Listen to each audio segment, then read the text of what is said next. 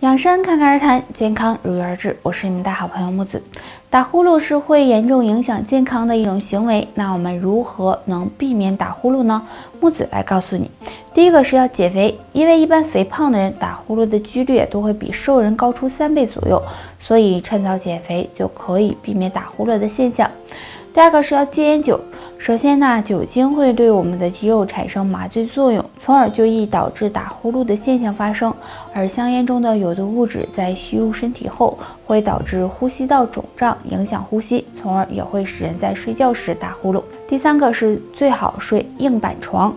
对于本身就爱打呼噜的人群来说，如果睡的床过软，也会增加打呼噜的几率。第四个是枕头不宜过高，最好呢选择与单侧肩膀差不多的高度。平时如果我们能养成这些好习惯，就可以在很大程度上减轻打呼噜的现象了。给大家分享一个简单易学、随时随地都能做的小动作，每天坚持做5到10分钟，对身体有很大益处哦。那这个小动作就是踮脚尖了。踮脚尖的方法呢有很多，可以站着，可以坐着，还可以踮脚走路。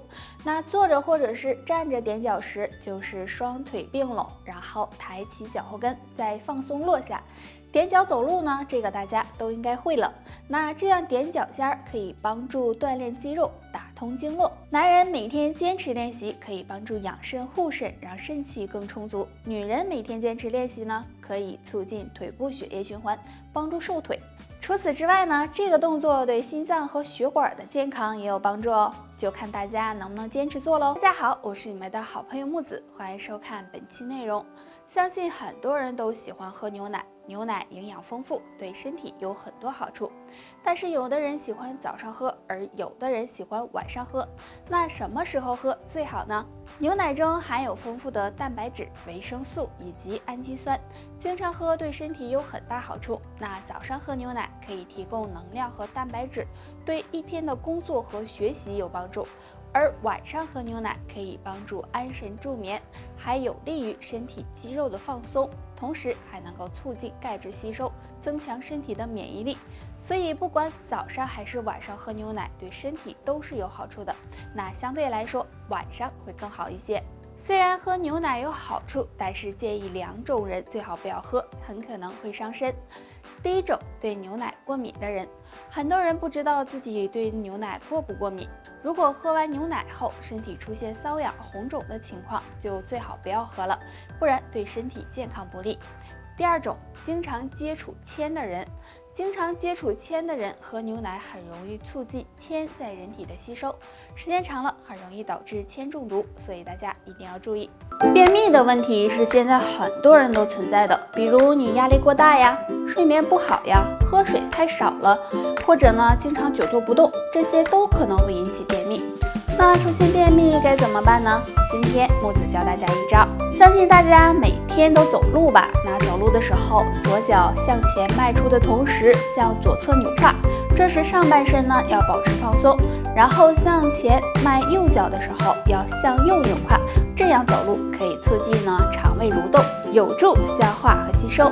那每天这样走5到10分钟，对缓解便秘有很好的效果哦，大家可以试一试。除了这个方法外呢，大家平时还要控制好饮食，多吃含有膳食纤维多的食物，这样可以帮助预防便秘。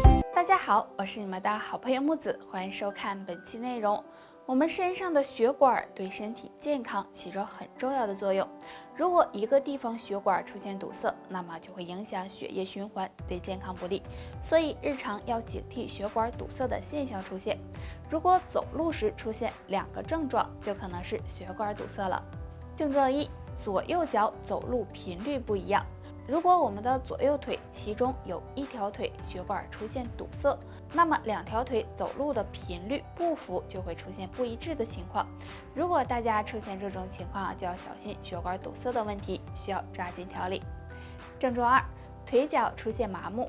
因为我们的下肢是处在血管末端的，如果血管出现堵塞，腿脚血液供应不足，那么走路时就很容易出现发麻的情况，尤其是晚上睡觉的时候，麻木感会比较明显，所以出现这种情况，大家也要引起重视。上面的这2个症状，如果你都没有的话，那就恭喜了，说明血管还算通畅。大家如果想要预防血管出现堵塞，平时一定要多运动，避免久坐，可以饭后多散步、练太极拳、慢跑等。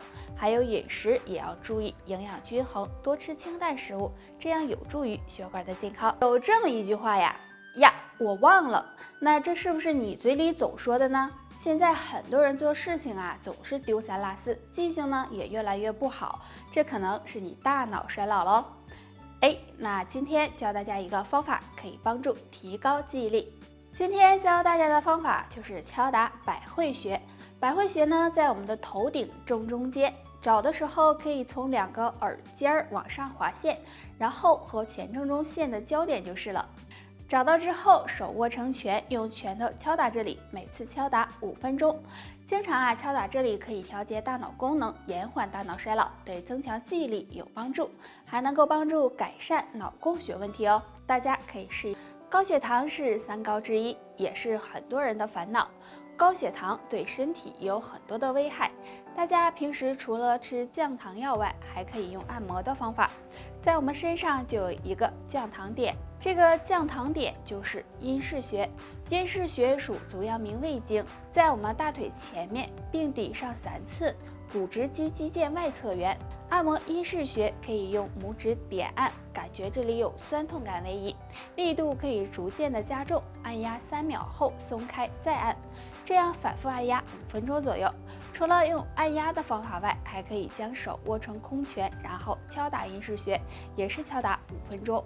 按摩阴市穴具有散寒除湿、通经络、强腰膝的功效。对于血糖高的人，经常按摩这里还能够辅助降血糖，大家可以试一试。不过建议大家不要用这种方法来代替降糖药，还是要以药物为主的。平时想要防止血糖升高，大家还需要控制体重，饮食要规律，多进行运动，保持一个乐观积极的心态，这样才能帮助保持血糖稳定。来跟大家聊一聊体内尿酸高的问题。如果尿酸高会怎么样呢？没错，就是痛风了。痛风还会引起关节疼痛，所以呢，我们就要想办法平衡尿酸。那下面呢，给大家推荐2种食物，可以常吃一吃哦。第一种，冬瓜。冬瓜是生活中经常吃到的，冬瓜含有很多的水分和营养元素，有消肿利尿的作用。那尿酸高的朋友多吃一些冬瓜，能够帮助增加排尿量，促进尿酸排泄，有益身体健康。第二种，萝卜。现在是吃萝卜的好时候，那萝卜中含有多种的膳食纤维和维生素，能够加快身体的代谢，促进尿酸的排出，所以呢，多吃一些萝卜还能够帮助预防痛风哦。得啦，就爸爸到这儿吧，大家还有什么问题可以给我留言，下期见吧，拜拜。